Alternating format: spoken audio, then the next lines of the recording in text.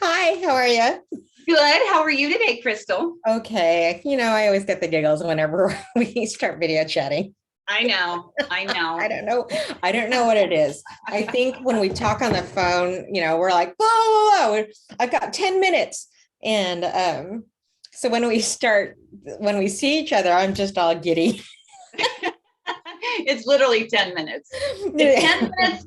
It always Say runs 10 before minutes. we Hey, do you have started. 10 minutes to talk? And then 2 hours later. 2 hours later, makeup, shower, all this crap is happening, and we're still talking. But thank God, it's canceled. Knock on wood. Yeah. Okay. Oh, before we start, I Yes. just wanted to thank everybody that has messaged us personally and said, shared some of their stories about our last talk about the menopause and antidepressants. Right. And then the other one on pregnancy as well. So we got a lot of feedback, a lot of stories that they shared in their experiences. And I tell you, that's why we do this. And I am so excited. It fuels me. It validates the whole purpose. So I just wanted to share and thank Jennifer M, Lisa W, Jeanette, Jeanette H. Yeah, Lori M. And then there's been like countless people that have like stopped you like at the grocery store, which is, I think that is super cool. It's really, really cool. Or even just like sent little texts and emails. And then also too, we can tell by who's viewing it. Like we don't know who's viewing, by the way, but we can see, and YouTube will say, hey, people like your videos. We're like, oh yeah. But it just means that exactly what you said is that's why we do it. Mm-hmm. We know, at least we think we know, that what goes on in our brains is probably going on in other people's. And we want to, if we can, gosh, what is the point of going through all of this if we can't help somebody else? Mm-hmm. Right?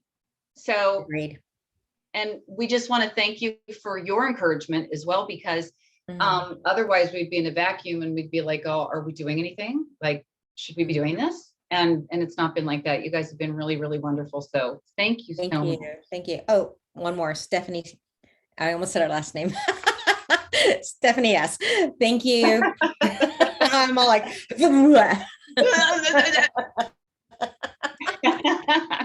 and don't be afraid to reach out to us and let us know things that are important and on your mind and that you would like us to touch on, because we would love to do that. Absolutely. And most of the time I'm like, yes, me too. Yeah, exactly. Right on the nose. Right on the nose. Exactly. But okay, so today's topic, so by the way, welcome to episode 4. Woo! And today's topic then is self-care versus self-nurture. And there's a difference, and being stuck with burnout. Mm-hmm. Right? I think so.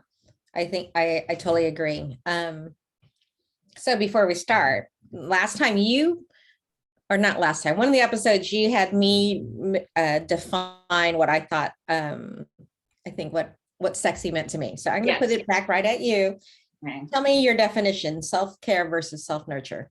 Okay. So I totally was thinking about this a lot, and it really came to me, and it speaks so much to why, especially as women, they're giving you these how-tos all the time to, how to do that. I know, right?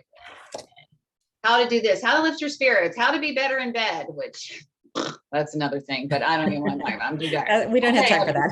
No, I had to be better in bed. I don't want to even broach that subject yet. No, I need a new mattress. So anyway, and why we can't seem to kind of get unstuck. So the difference between self-care and self-nurture. Self-care is something that you do to maintain your health, your well-being, whether it's mentally and physically. Yeah. It's things that you have to do as a human being to, oh gosh, I'm totally sick of the words to be healthy. It's maintenance, or to be a citizen of, okay, go ahead. No, I was just saying it's maintenance. It's not Maintenance. It's maintenance, because sometimes I don't think it's even for women, by the way. We're doing the bare minimum. So, oh wait, did I brush my teeth this morning? Yes. Did I eat breakfast? Yes. So we're sometimes just like burning Yes. on fumes. So our self-care is not necessarily what most people are supposed to do. I mean, we do less than what most people are supposed to do. That's exactly right. And then it's at the end of the day, it's like, well, why am I so burned out? Because your self-care, our self-care is exhausting. Shaving your legs is self-care, whether you do it once a week, every 3 months. Some people are still, I know. Oh my God, don't. Are you hairless? Well, I mean, or are you European? Well, okay. First of all, when you stop, a lot of producing testosterone, yeah, I don't have that much hair anymore than when I, like, in my 20s and 30s. I mean, I remember shaving like 2 or 3 times a week. Now, maybe every 4 months, 5. Except for the, other area. Yeah. I get waxed. Lady Town. Lady Town. I was gonna say hoo-hoo, but I like Lady Town better. Well, I stole that from you. You've always said Lady. Yeah. Lady Town? Years ago, you talked about Lady Town. Oh, did I? God, Yeah. see, this is why I don't remember shit. Why I don't remember shit. Okay. So that's another thing. Let's talk about taking care of Lady Town. Taking care of Lady Town is self-care. It is not self-nurture. I can tell you that. No one enjoys being waxed. Mm-hmm. Nobody. And I don't care what your pain tolerance is. Nobody enjoys shaving. Nobody enjoys brushing their teeth. There's no joy in that. And it's even come to the point where putting moisturizer on, you're like literally like lotion on your body because you're a crocodile at this point. It's no longer self-nurturing. It's self-care. Mm-hmm. Self-care meaning you have to do it. Nurturing is when it's something you enjoy. It's something that fills you up. It's something that makes you feel good about who you are and what you're doing. For example, some people like to take a bubble bath.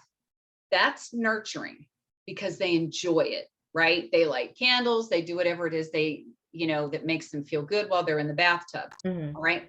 Other people that are taking a bath because their shower doesn't work, that's not nurturing. Mm-hmm. That's necessity. Mm-hmm. Putting, lotion on, a body butter, a whip of some sort coming from the ancient gods of wherever that brings life and vitality back to you. And as you massage the body butter, whip, whatever the heck argan oil that you're putting in, and if it brings you, peace and harmony and all that stuff, and zen, that's nurture. But how many of us are doing that? I don't have time. You have to see me. And then I have to time it like, oh my gosh, well, I'll never get my pants up if I have the lotion on, right? Like, so like, I literally do this. I'm like, well, if I have to wear lotion today, am I? No, I can't. I'm running out of time. Like, really, I walk around like an alligator all of the time. And so by the time I do. By the time I put on my stinking lotion, it's because I've cracked. I'm bloody. So I want to talk about fitness, eating healthy, exercising. As a fitness coach and a fitness nutritionist, not a fitness, yeah, that too, but whatever I am, a nutrition coach, whatever I am, what do you think I'm going to say about exercise and nutrition? Self-care or self-nurture? I'm going to say self-care. Mm-hmm. And the nurturing part is like the community of fitness. Ooh. Yes. See, do I get a prize? Yes. Yes. Okay. Star. Yay. Star. Yay. Right on the nose. Woo! So a lot of people, when I I get have, so excited when I get a right answer. me too, I know, right? At the end of the day, we're just a bunch of type A students. So when I have classes, because I do personal training as well as, okay, whatever, group classes. No, So I like that. I'm sorry. No, I like that you remind people, because I forget too that you do. And then I'm like, oh wait, it's Yoga Fridays. Yay, Yoga Friday. So that's when Joanne comes in and saves us. So the thing though is that I've actually been in classes where, and that's okay for some people. You're not allowed to talk in class. But anybody that's been with me long enough through the gym years and things will laugh at this because they know it was a thing. Some people don't like any talking in class. Okay. Some people want to talk through class. There, of course, is a balance, right? Like you're not talking during yoga, I hope, but also, or talking over the teacher, which there's been stuff like that happening. With that said, a lot of people are coming to the class for social nurturing, to nurture their social spirit, right?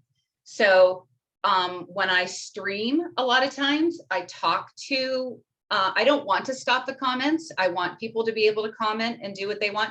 When I'm Zooming, I don't turn off the mic, even though we know that lasts forever, because that's where we have our community. That part is nurturing. With that said, the exercise is not nurturing. Don't let anybody tell you that. That's something that you do as self-care, right? So people are like, oh, well, you had an hour to exercise today. You took your time, your private time to exercise, because it's like, give yourself an hour a day. That's not what they're talking about. And if they are, they're crazy. The hour time could be anything that means something to you that helps you fill back up. Exactly. I wholeheartedly agree. But see, and here's the thing too, what happens is, or in my case, what has happened is I didn't do either one. I didn't do a lot of self-care. I did the very bare minimum to get through the day. I cut out a lot of stuff because I just, some things had to give. So there was no really any type of exercise. I always felt like I had to give that up because my day planned around everybody else, and everything else, like my career, like, oh, I could use this time to study a new photography or practice photography technique, or practice, or answer emails for the business, or answer emails for work, or take the kids to practice. The day was already jammed up. So like bare minimum would be like, okay, I showered. Well, maybe I'm not going to shower today. I didn't have time. You know what I mean? Like washing my hair is a luxury. It's a luxury because this is. Yeah, it's a luxury. And I got news. It's intimidating. I've said this before about washing my hair. It's come to that. It's come to the point where I don't have the drive, the energy, the will, the whatever to wash my hair because I know everything it's going to involve, right? Like it's a lot. It's a lot. It's not like it used to be where we had free time and we could put makeup on and do our hair or get dressed or whatever it is. If you're not a makeup and hair person, it's the same thing though, right? Maybe it's go to the bathroom. I mean, a simple little thing. Think about it. Being in the office, you can't just go to the bathroom when you want to go to the bathroom. If you're at home with your kids, you're not going to the bathroom when you want to go to the bathroom. If you're at home with animals, I got news. You're not going to the bathroom until you secure the area. So I say this, like, don't come to us with, oh, well, that's not true because I don't work outside of the home, or that's not true because I don't have, kids that I care for, or whatever. Trust me. If you're a person that's giving in the community, teachers, nurses, right? Time to shit. Yes. And you've been giving of yourself all day, all day. It's draining. physically and emotionally. So Right. you have to fill back up. So let's talk about that then. Let's talk about being stuck and in burnout. Okay. Okay. So I want Stuck to bring, in burnout, though, it happens because no self-care or minimal self-care and no nurturing, right, self-nurturing. right. Okay. So so you're right. So being stuck and being burned out has to do with doing self-care minimally, like you just said, and not even just minimum, like how many of us have skipped a shower? Come on, we've all done it. Days. I was actually, so seriously, okay, so years ago, I was going to occupational therapy for my daughter, and in the waiting room, that's basically mom time. And Mhm. most women or men, I should say, that's parent time. So while their kid is back there in occupational therapy, and most children in occupational therapy have needs that are a little bit more beyond, or sometimes a lot more beyond, other children. So that's even more taxing, right? Mhm. So we're all sitting there, and this one mom keeps coming in, and so do I, but she keeps coming in. She's always in her workout wear, always in her workout wear. Me too, by the way. I do too. So I'm not throwing any shade. I'm just saying something I noticed. And then one day we're just chit-chatting, and she's like, well, I don't have time to exercise. I have 1 hour. I can use it to sleep. I can use it to exercise. I can use it to shower. Do you hear her? We were not talking, and we weren't even complaining. We were legit just saying straight up, this is what's happening. So she's like, so for the last 5 days, I have used that time to exercise, and I go to bed filthy. Yes, I'm saying Like, yes. I've done that. Yes. I'm all like, well, you know, I Yes. have that hour, and a lot of times I just would forego sleep. I mean, and I look back and I'm like, why was I so busy? But there was that guilt, okay, for being a working mom. There's that guilt that you're a working mom, and then there's that guilt when you're with your kids that you should be doing more at work. You feel like you're doing the bare minimum at both. And so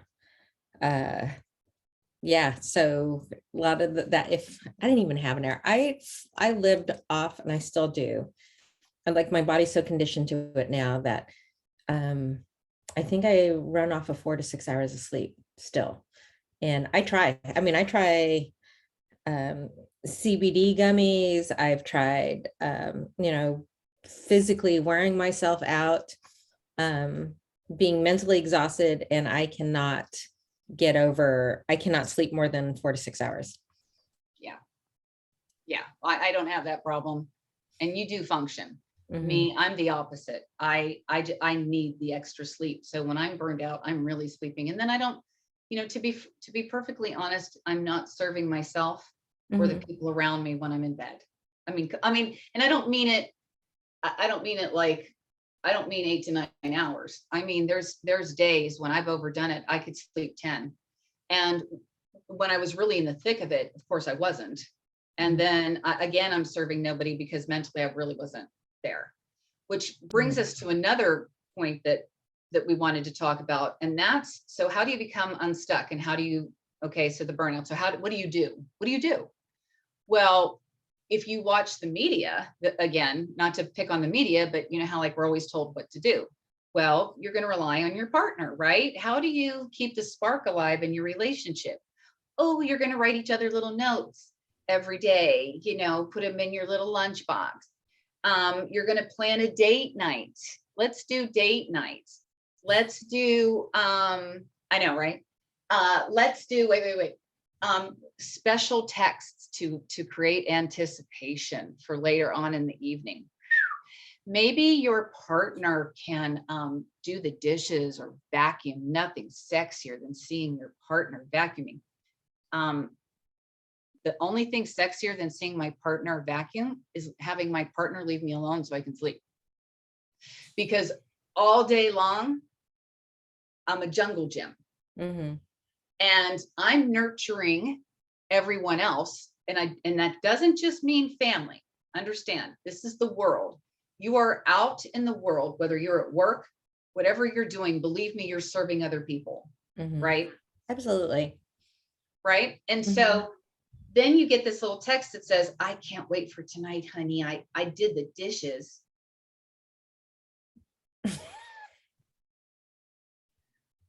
Now I'm nervous about it. You know what I mean? Like, okay, he did the dishes or she did the dishes. I don't care who your partner is.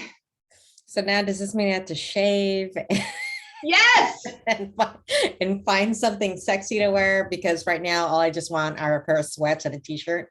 Yes. Yes. So now this self-nurturing, oh, I have perfume and ooh, my pretty little underpants that don't fit anymore.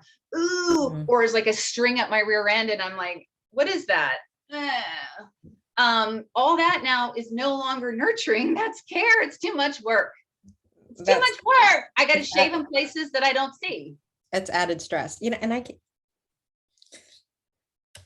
can't shave there. I'm like, I don't know who these women are that like can do all these acrobatics in the shower. I can't do it. I pay someone. I pay someone to, yeah, no, I'm like, I do. No, I do acrobats in the shower. That's why I want a stool. I keep telling my husband, get me a stool. It's too hard. I can't go for the wax. No, I lay on a table and let someone else take care of it for me. Nope. I can't. Like, you know what though? Because, and then I'm thinking, okay, I'm thinking water, because I live in California. I'm thinking water shortage. I'm thinking I'm going to miss a spot. You know, there's just too many things. And if you've ever cut yourself, forget it. No. I totally have cut myself. Whenever I have to go to the lady doctor, the lady town doctor, I am, and just like, this is really going south fast. Like literally. We're like TMI everywhere. I hope our kids aren't seeing this. Always reminds me of the little elephant who's got little stray hairs on the head. So, you know, unfortunately, that's the self-care that goes on down there, just enough to keep me out of the shame, the wheel of shame. Is that self-care? No. Because it's not necessarily, you know what I mean? It's not. Well, I'm doing it for other people. Yeah, it's, I don't know if that's self-care. That's just, it's not even maintenance. That's just like an extra bonus, I guess. I mean, I guess that, I don't do that for me. I do that for other people. One person. And then the lady town doctor.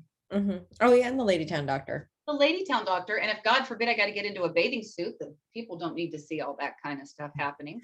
I mean, I can't even remember last time I was in a bathing suit. So but I'm like going to be in a That's another topic. That's another episode. Okay. But yeah, so where were we at? Where were we? Stuck in burnout. Okay. Okay. So we've established then that all of these things that we're supposed to do to get us out of the rut, exercise more, you know, eat right, create a date night, make special time for yourself, isn't working because it's about other people, and what fills you up doesn't fill me up.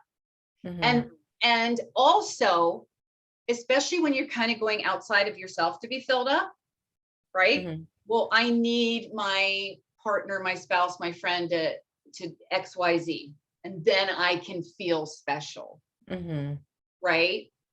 That has nothing to do with it. I can tell you that right now, because if you don't take care of yourself and you don't feel special, when I mean care, if you don't nurture yourself, it doesn't matter a thing of what anybody else does for you. Right. You're not ready to receive it. Right. You don't even know what you want. So how can you even ask your partner for it? Exactly. So how do we fill ourselves back up? I'm sorry, go ahead. Oh, and that's the other thing too. What for your partner, you're not necessarily going to you might be able to convey what you need, but that doesn't necessarily mean that might work temporarily, maybe. Right.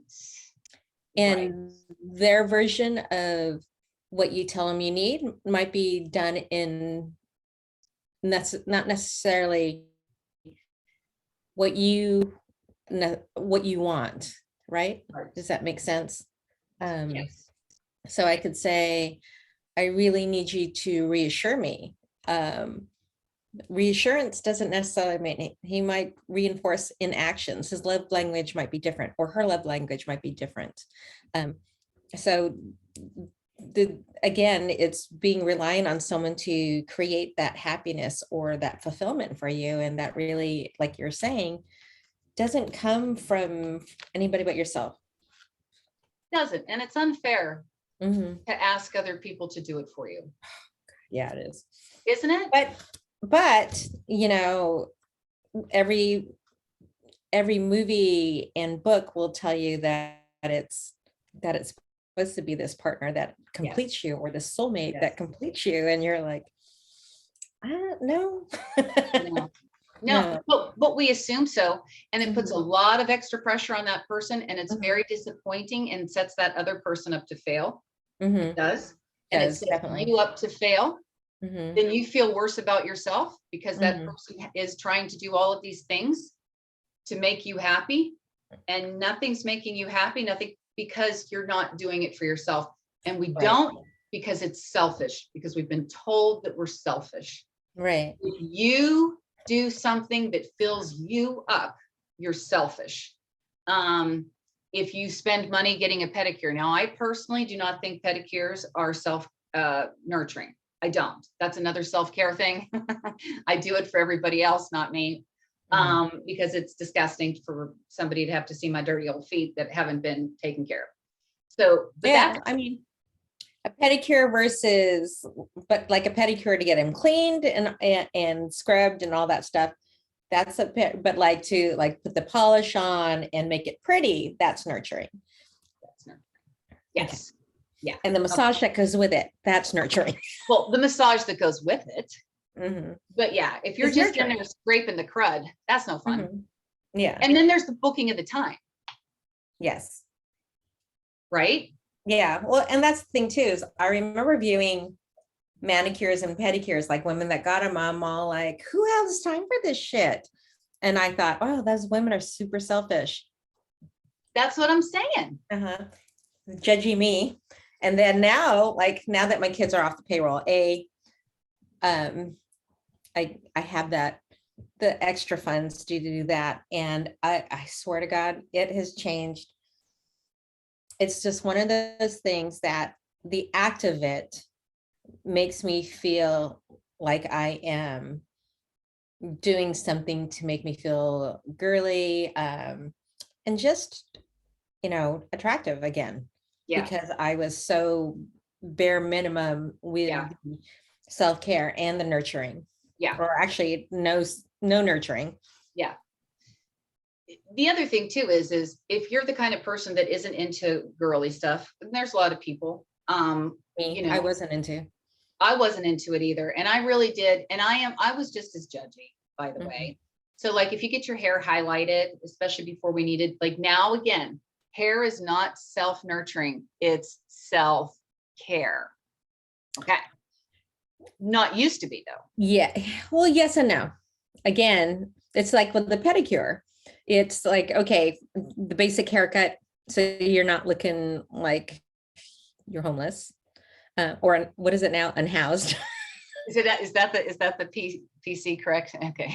I heard that on the news the other day, and I'm like, unhoused? Did you notice? Unhoused. Okay. Unhoused. So I would say cut, trim, everything that's maintenance or self-care. Nurturing would be highlights. It would be getting it styled and doing, something different, like a stylish cut. Yes. So there's a difference. There is. And a lot of people can't afford to get their hair done that way. So And I can tell you for years, probably I still can't afford it. Mhm. In fact, I know I can't, because every time I go in to get it done, I'm like, ah! And they're like, do you want to schedule 6 weeks? I'm like, what? I got to Yeah. round the bank for this one. But most people are getting it in the box, and right. And I am sorry, but I hate that. I'm Mhm. literally, I got to put on different clothes. I have to, like, because I'm sloppy. I'm like putting tarps all over the place, and making sure that when it splatters, and it always splatters, that I'm like on it, and I hate it again. It's just Mhm. it's the difference between self-nurturing is going to a place who's going to wash your hair for you, Mhm. and Wait on you. wait Would you on like a glass of you. wine? Oh, yes. Yes. Yeah. At 8 o'clock in the morning while you're doing my hair. Yes, I have a Oh, what glass of the wine. hell is that? Can you do that? Can you drink the wine at like 8 a.m. while they're Oh, waiting? Really? I've done it. Wait, I've done it. And I'm like, that was a mistake. no, I start snoring in the chair, but I don't care.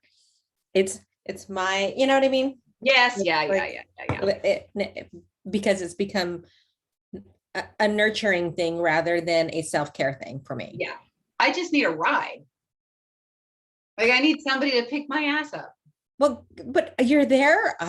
Like my whole process takes a few hours. I'm sober by the time. You know what? I know what they need to do. They need to offer me wine and a coffee back. I could do it that way. Mhm.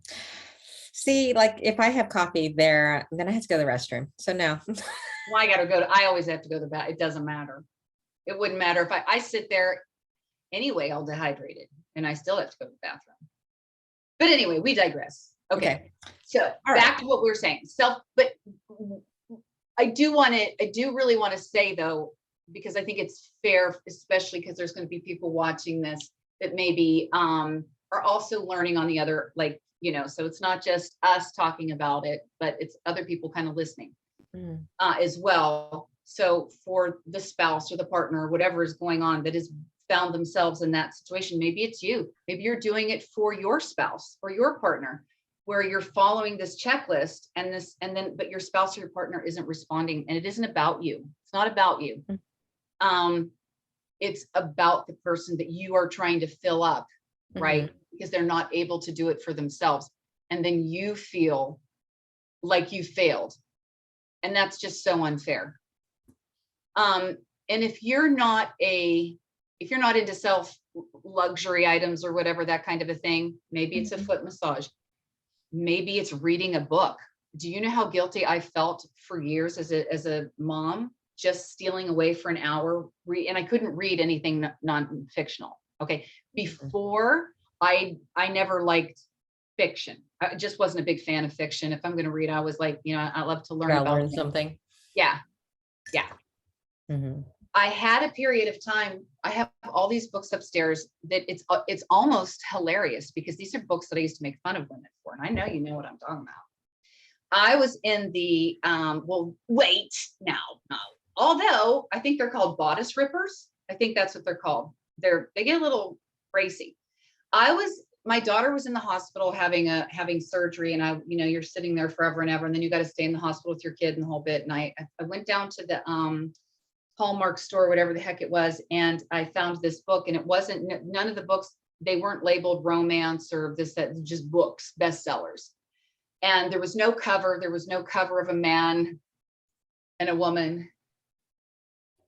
And I think it was, and I can't even remember the name of it, but it didn't represent anything that I would assume to be, this historical romance. And that's what it turns out to be. And I was like, wow, this is a great book. The writing is good. It was very, very well done. Anyway, long story short, I get into this woman, this Mary Bello, or Bellog, I believe is her name. And that was my steal. That was my 1 hour, 2 hours where I could read and think about nothing other than this book, right? Mhm. That filled me up. Instead of trying to spend another hour on the treadmill, or trying to, create a 7-course meal that nobody cared about, that I had to clean up anyway. That worked for me at that time. Mhm. Yeah, an hour escape. Yeah, it was an hour and An escape. hour out of your world, out of your daily routine, out of your world. Mine was, I think, and this goes back to not, taking this goes back to me taking the safe route with my major.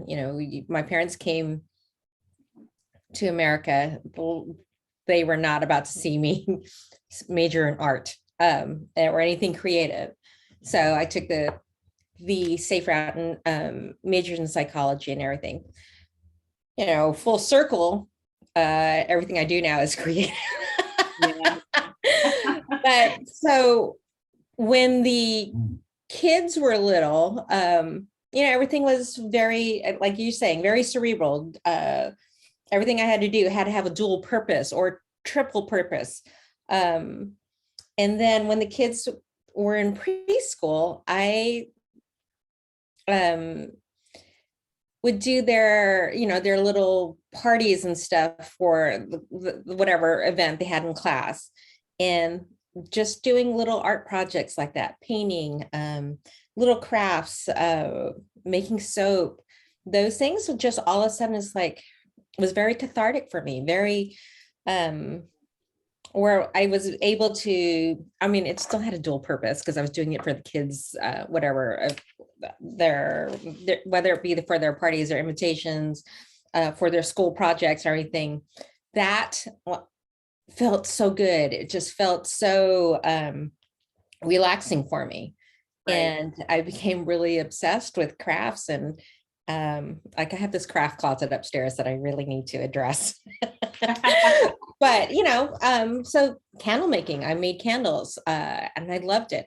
I made, and then of course, because everything had to be a dual purpose, everyone got candles for Christmas. Everyone got soap, really handcrafted soap for Christmas, or for and a gift card, because I always hate just giving a gift card. But that was it for me. And it's interesting how that eventually segued into needing more, filling myself up more with some type of nurturing, because that, I had been so devoid of that part of me, because I associated with, it wasn't responsible, it wasn't the adult thing to do.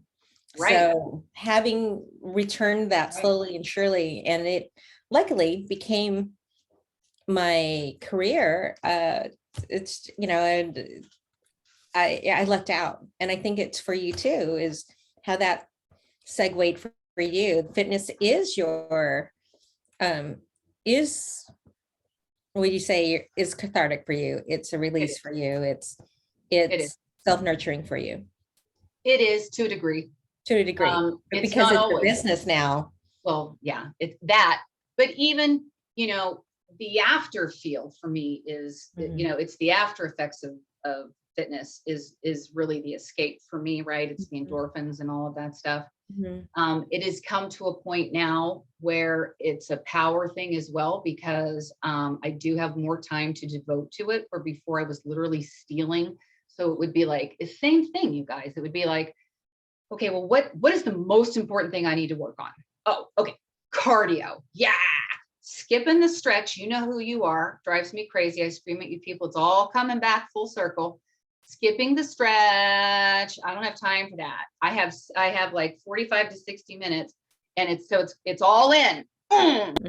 Now I have the luxury, really, because I have extra time, of like, okay, well, I want to do more resistance training, and I have some time to do a little more. I have time to research things, mainly because of my job, just like you said, like I have to.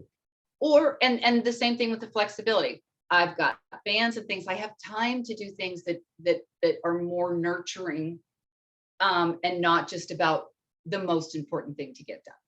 Right. And and it's funny, it's like that you called me out on that, because I was a run in class back then. If I had time, I would always run out, because I'm like stretching. I don't have time. I got to get in the shower and get to work. And I've got 5 minutes to drive home. I've got another 5 minutes or 10 minutes to shower, and then I need to leave in half an hour to get to work. So yeah, I was always cutting. Yeah. And you know what that's going to do. I mean, that's the minimal self-care. That's what we're talking about. Right. And the same thing with, and really, I owe it to you really with photography, because I still have a hard time. I can't take a picture to save my life without you. It's horrifying. But with that said, because of all of that, because you've told me it was not just okay, but necessary to stare at myself in the mirror. Something, again, only selfish girls stare at themselves. Yes. Oh my God. And that's funny too, is because I had a hard time looking at myself in the mirror.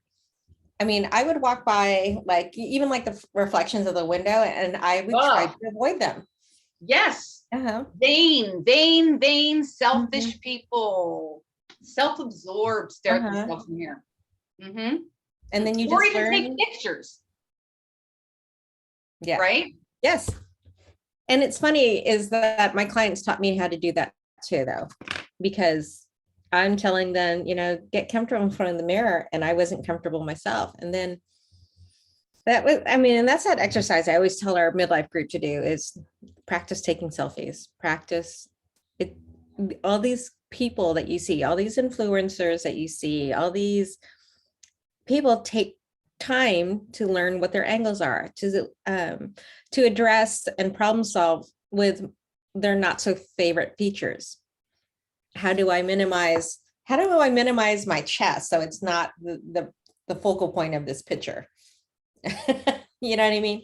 How do I minimize my double chin? Or, you know what I mean? Yeah, I know exactly what you mean. I know. I'm like, I talk about my big boobs, and I'm all like, and then there's Heather's big boobs. There's something wrong with my boobs if they keep growing. But anyway, that's another story. I think that's that. I was looking that up. It is a common thing in menopause. They're gonna go, and that's another thing. Yeah, let's just talk about that later, because talk about that later. It's too much. It's too much. But anyway, on the other side of that, though, is what's the messaging behind taking selfies, and you know it. I hear it all the time. Who, me? Or what's the message? Not you, but what's the messaging to people about taking selfies? It's ridiculous. You're a narcissist. Yes. Well, if you take selfies, you're a narcissist. Well, okay. I mean, there's no happy medium.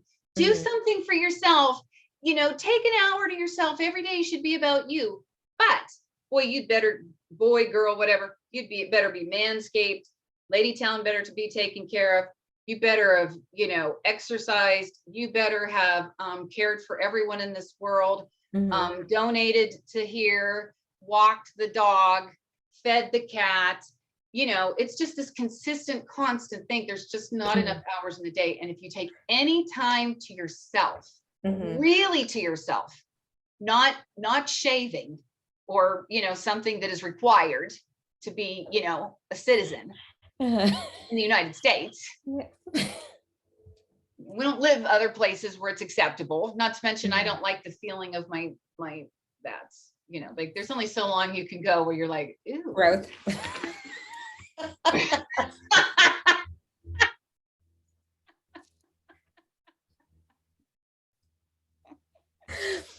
Yeah.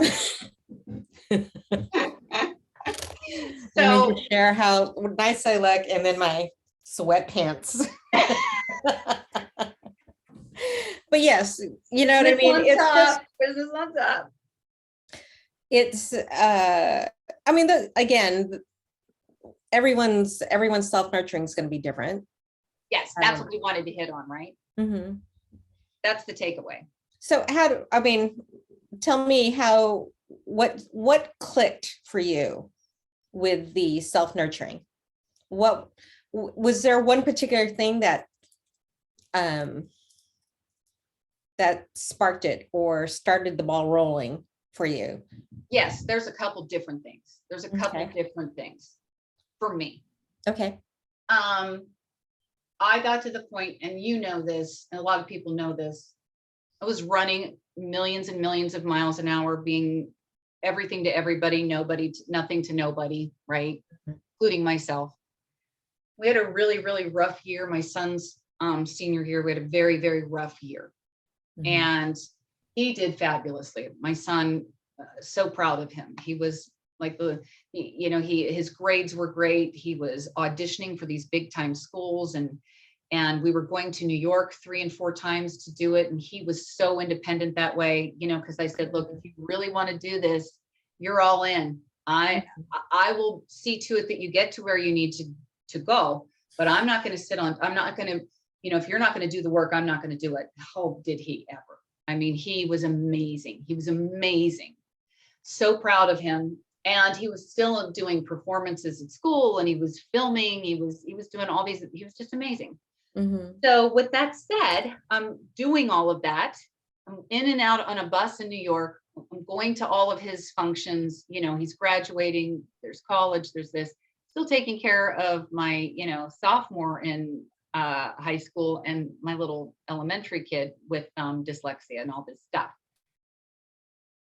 Trying to working at the gym, doing all that stuff. And my dad unexpectedly passed, like here today, taken out. Literally walking in, he was in a, does it even matter? He was in a store. He was leaving the store, and they believe he passed before he even hit the ground. Okay. Wow. Okay. From an aortic aneurysm. And that was life-changing for me, because I really felt the hand of God picking my dad up and going, okay, you're done, Skip. And my dad and I learned something very special from my dad. It was tomorrow. When things calm down, I'm going to. When I no longer have to worry about this, I will. When I'll get to it when I have the time. And Dad, there's no warning, Dad lost time. And at that point, I believe I was 48 or 49. And I remember going, oh, whoa, I may not have time. Even my relationship with my dad, well, I'll get to it when I have time. That's how he was too, so that's where I learned it. And then my brother told me that there were a bunch of newspaper clippings of Zach in his personal stuff that I never even knew about. And yeah, that's amazing. Yes. Because we never had time. And so that was life-changing. That's when I decided I have to change. I didn't know how, but I knew that was one major trigger. The second major trigger was starting my own business and being in front of the camera. Okay, that was huge, because it was no longer a self-gratifying thing, right? It wasn't at all. You can't go on camera looking like that. So I had to start doing my hair more. I had to start wearing makeup more. I had to start, and again, the final trigger was doing the shoot with you, really. Because that was seeing myself in a different light. I didn't see myself like that. I didn't know that I could be, whether it maybe even sexy to go so far without being a sex pot, a disgrace, narcissistic, all of these things in my head, or look like that. So those were the catalysts. And once I started to play around with the camera, I had to. Once I started to do my hair and makeup again, and I was like, oh God, I like this. I really enjoy this. Is something that I loved. I love clothes. I love makeup. That's my thing.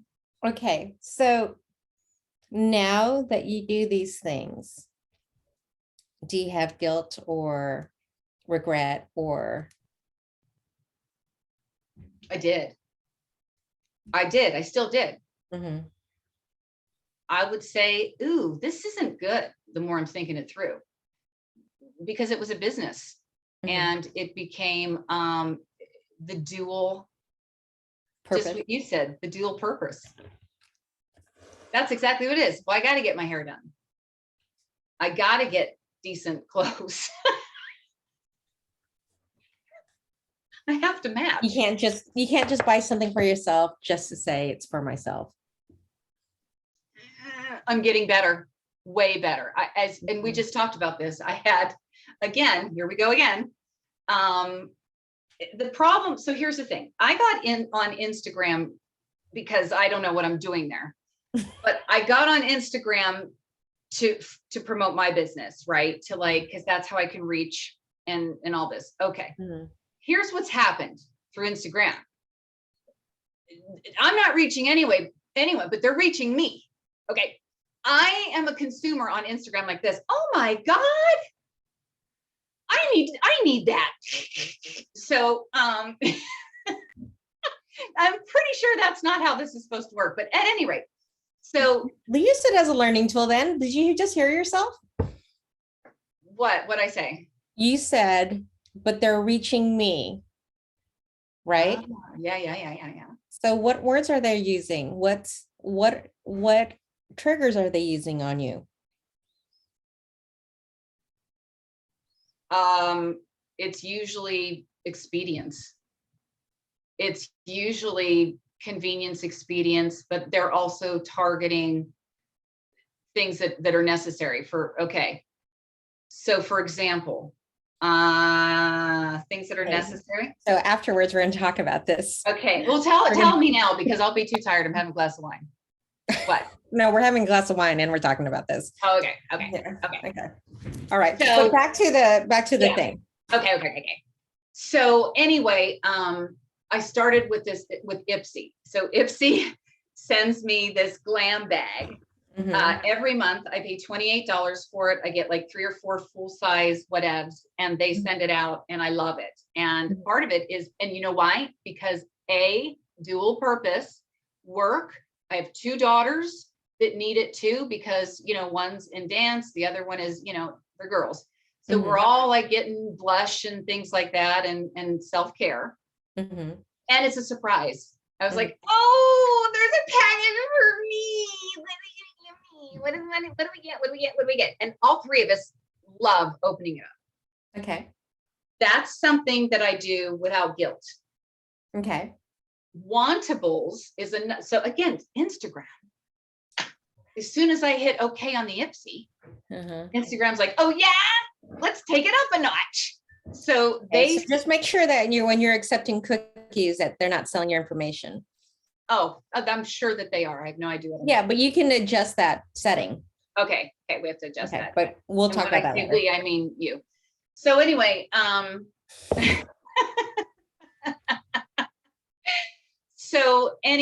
the second one is Wantables, which is it's like a Stitch Fix, all that stuff. But this one's only $20 for them to style me. So then it's okay because I had stock 40. And so they are sending me these fab things that I thought for sure I was going to send back. And because of that, they shopped for me. They did everything, right? They're checking my measurements. They're checking me on Instagram. I just have to open the box. I open the box and there's a little sticker that says Heather. And I open up the tissue paper and there's lovey things and they all feel soft and wonderful.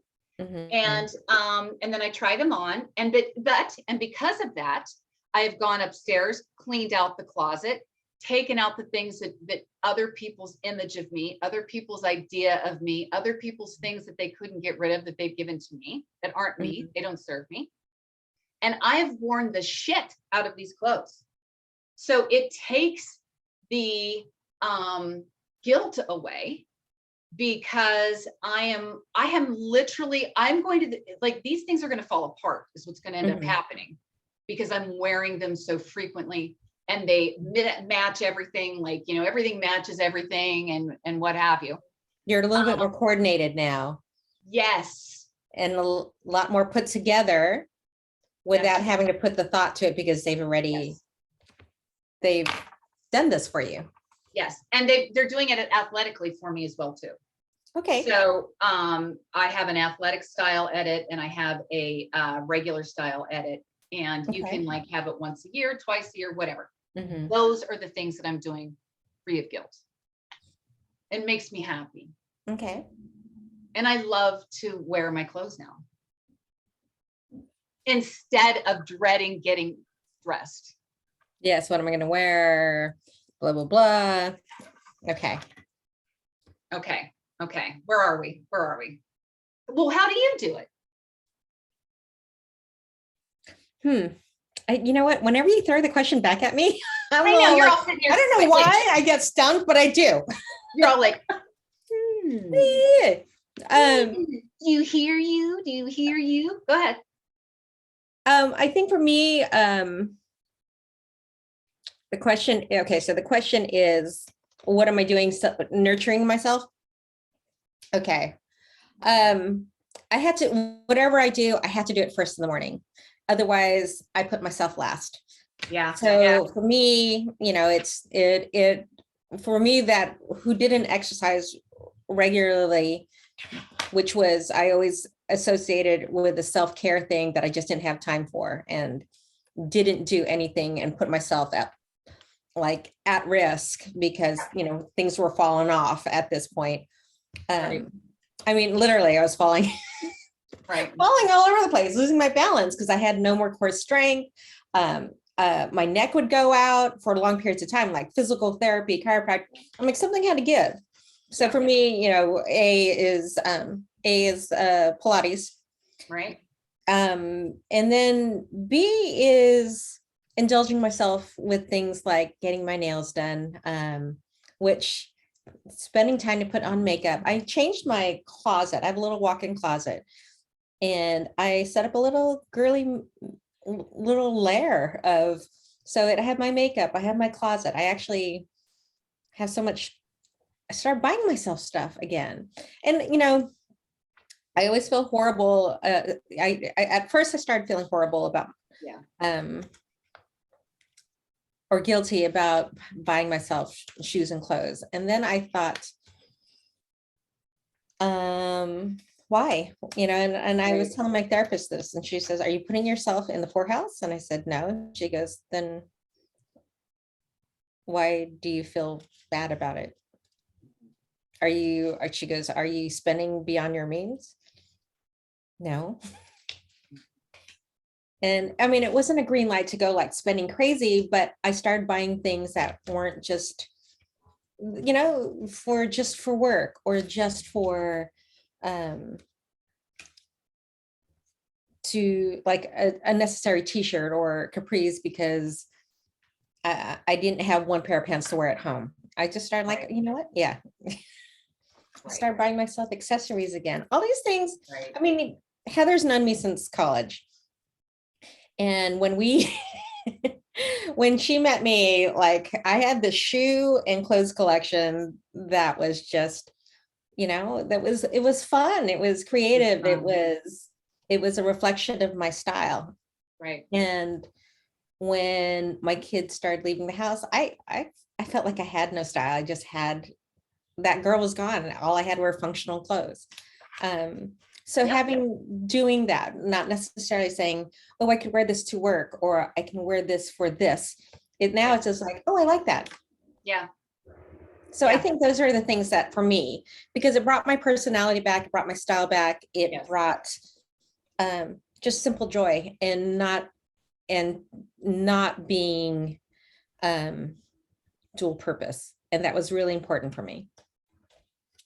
Totally. Right. And just to touch on something that I think is really important to say is that neither one of us are suggesting that we become shopaholics or fill the void. We're not asking.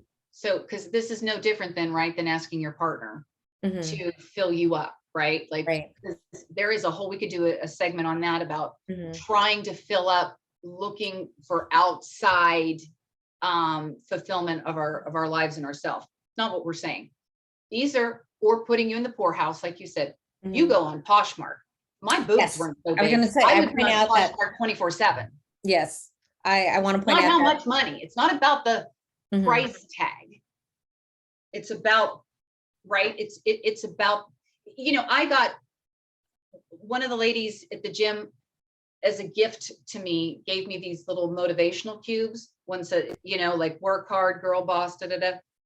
Something is like that triggers a response for you to either boss up, show up, Mhm. you know what I mean? So, and I think it's important that we hit that. Something like that, it could be the $10 thing, $2 thing that you get from Poshmark that like lights your world. Well, yeah, that's all my stuff. Honestly, is Poshmark, and Macari. That's the other one. And I've always been a secondhand girl. I love giving a second life to a lot of things. I'm all about upcycling, and reworking something. So you'll see me with, like, I love the idea of secondhand jeans. I don't know what that is about, but I love that.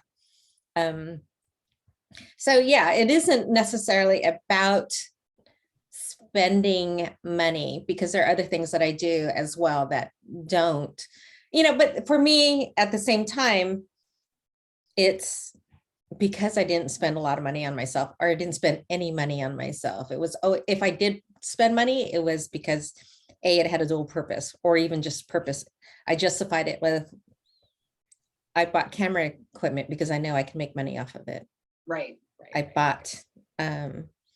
bought craft supplies because I'm going to make the kids invitations, or I'm Right. going to make a party favors for the Right. kids, class, party, or, that kind of deal.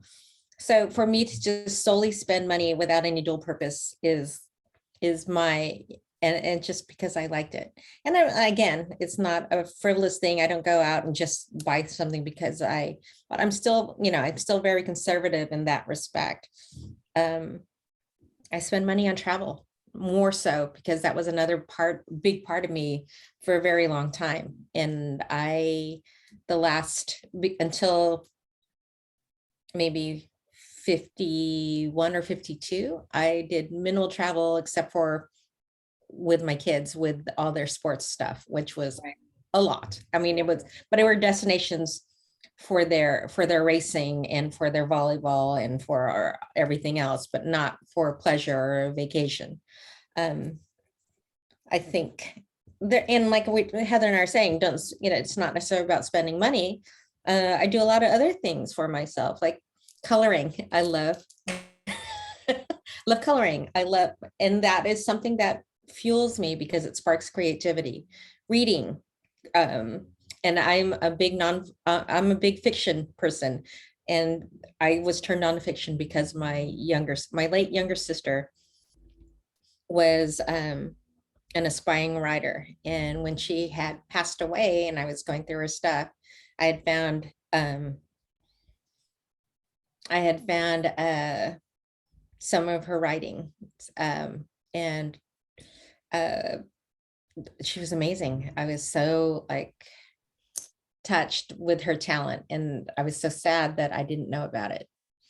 But that was something that she kept to herself.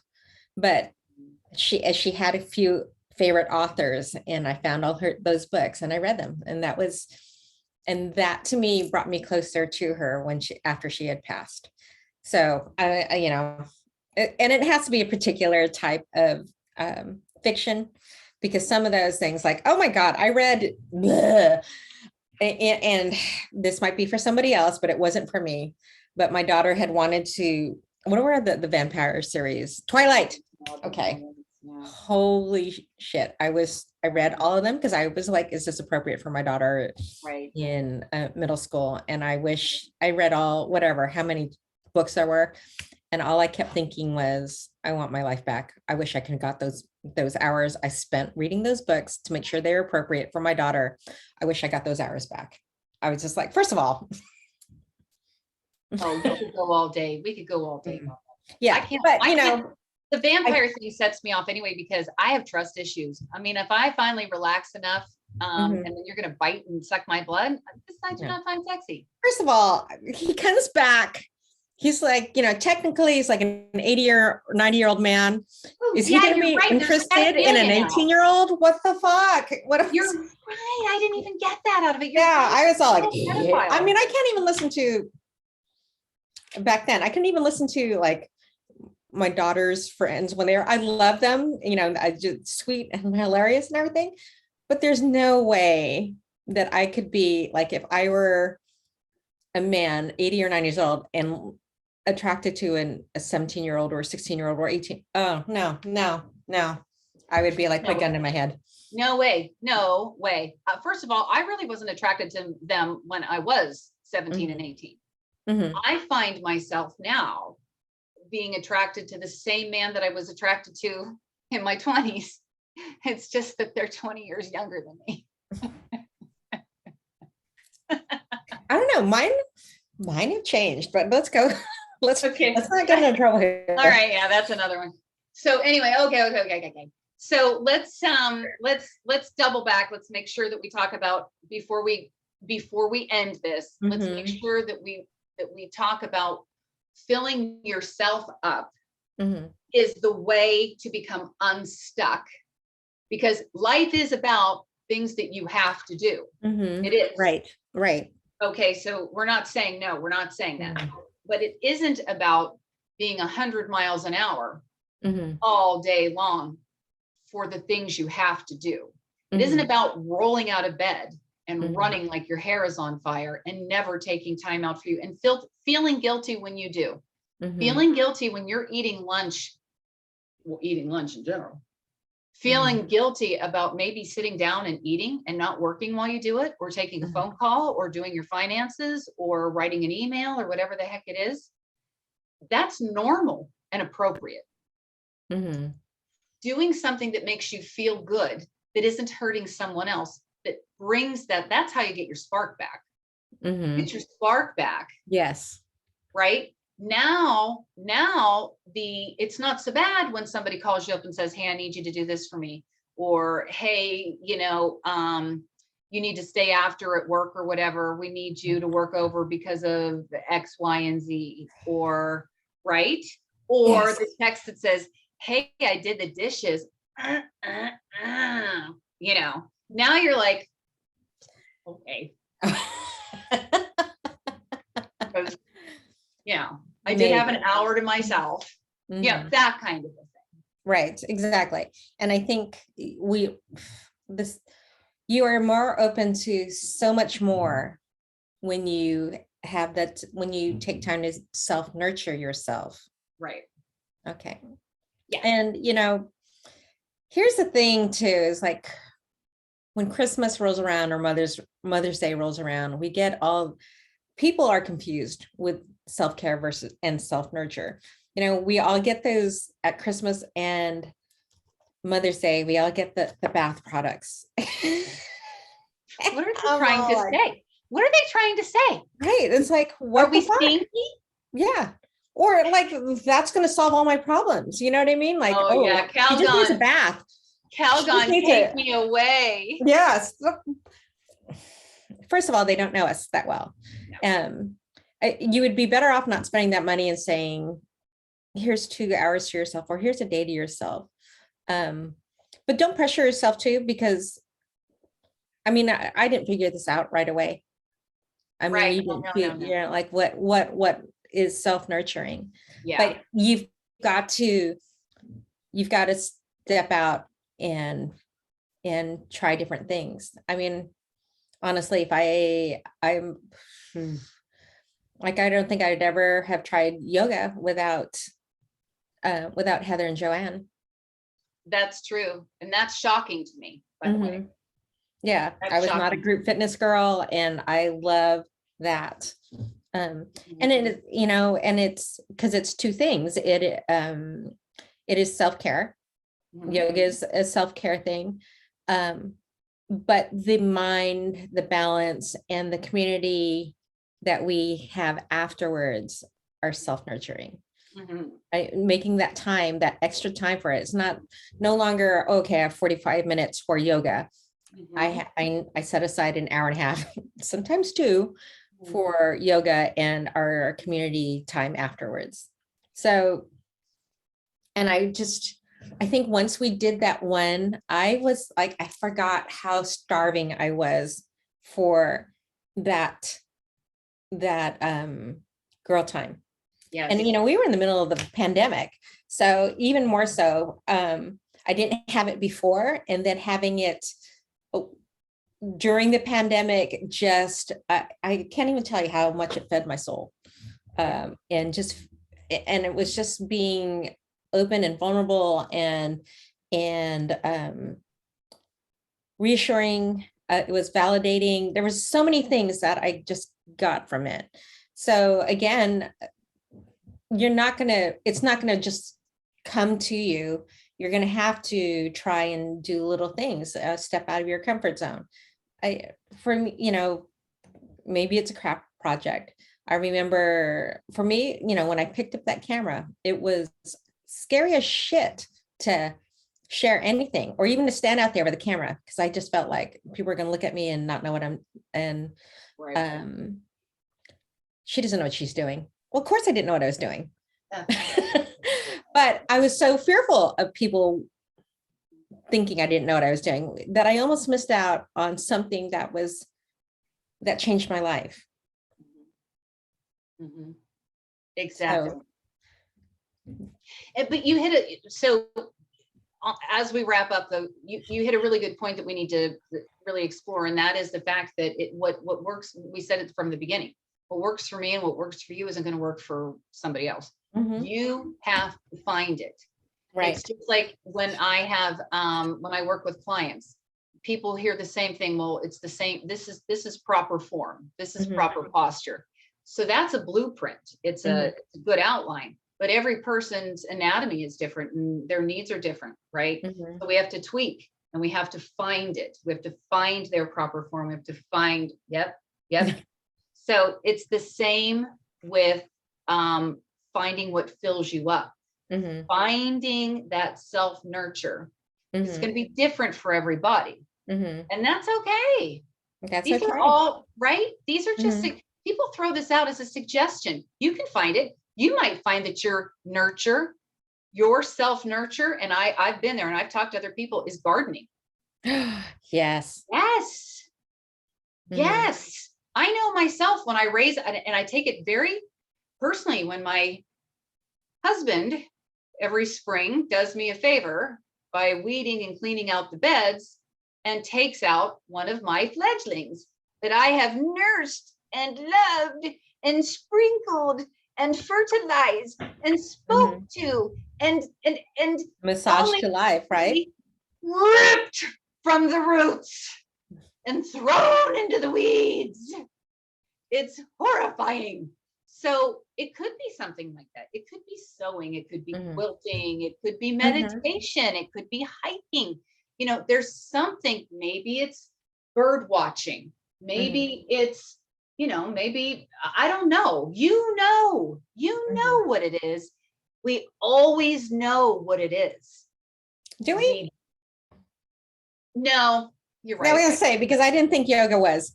No, I take it back. You're Yeah. absolutely right. We don't know what it is. I But don't think you know what it is, but when you come across it, then you know. that's when you'll know, That's right. right?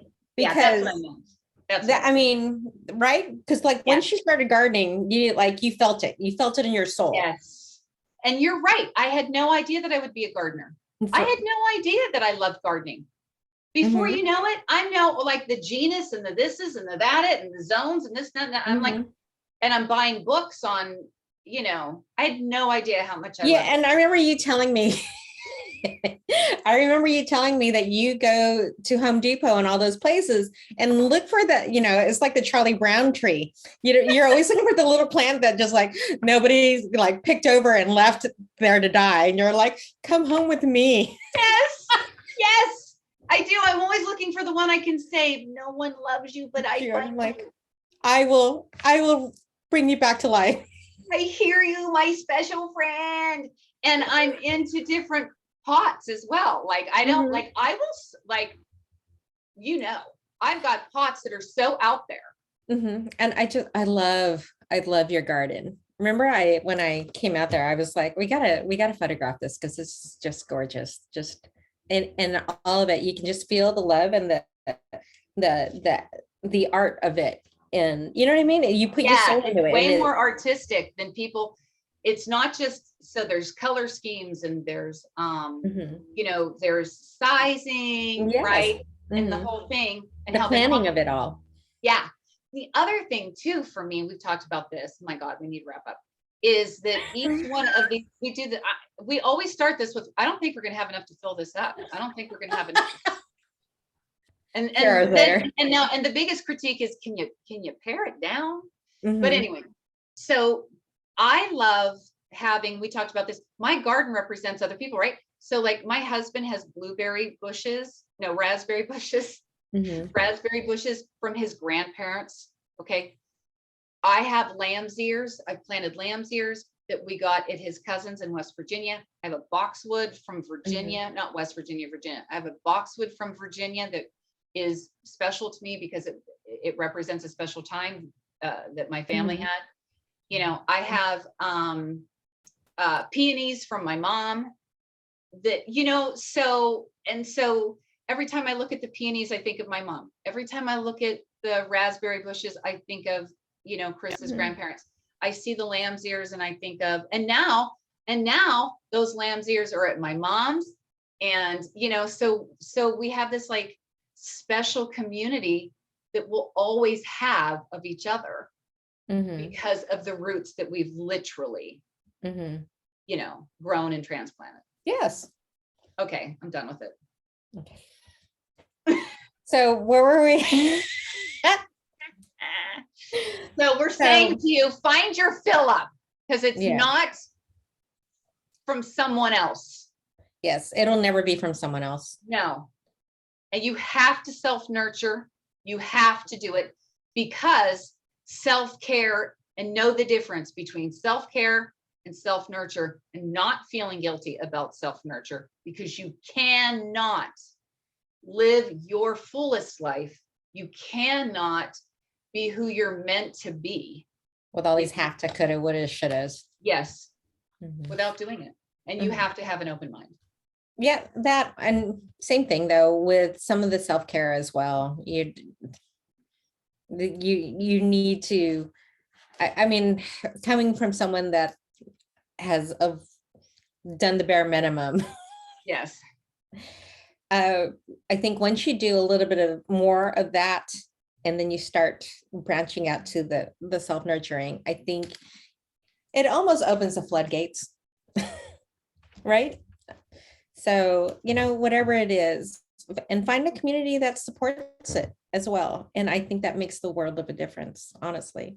Yeah. And I've been so fortunate to have those little communities in everything that I've touched upon, and met some incredible people that I would have never met because I was able to open myself past the fear of doing it and worrying about what other people thought. So, I mean, like traveling to Pennsylvania and meeting all the girls, I would have never been able to do that if I didn't open myself up. And they love you. They can't wait for you to come back. I know, I can't wait either. So I'm like trying to figure out how to figure this out right myself. I was thinking the same thing. They love you. They can't wait for you to come back. All right, we're gonna have to plan. We need to plan a couple girl trips first of all, like girl retreats. But you know what? I mean, we can't do dual purpose. Some of them have to be just girl time, and some of them have to be retreats for our midlife group.